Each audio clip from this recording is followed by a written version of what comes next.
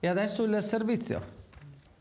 Antonio Bertoncello, sindaco di Portogruaro, è ancora sindaco perché finora nessuno ha nominato il commissario prefettizio. Ma cos'è questa storia che, oltre a non aver ancora nominato il commissario, arriva un nuovo comandante dei vigili a Portogruaro? Ma diciamo che c'è, da quando è uscito questo articolo sulla Nuova Venezia stamattina, sono stato interpellato da molti cittadini preoccupati di quello che hanno riferito la Nuova, per due ordini di ragioni. Uno, non c'è ancora stato nominato il commissario, però pare di capire che qualcuno conosce già qual è il collaboratore del commissario.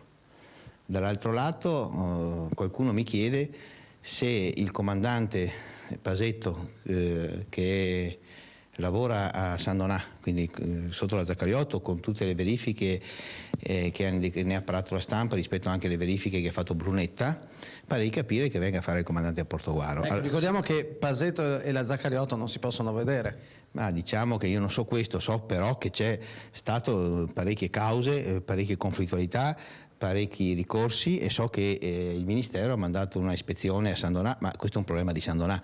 Quello che ci preoccupa a noi è che uno, non conosciamo il commissario, ma conosciamo dalla stampa il collaboratore del commissario.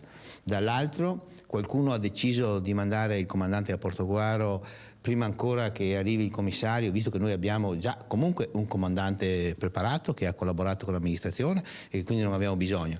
Non vorrei che le preoccupazioni che avevo espresso nel passato, che San Donà gestisce anche Portogruaro, non si stia verificando, perché casi come questi o uscite di stampa come queste non si erano mai verificate a Portogruaro.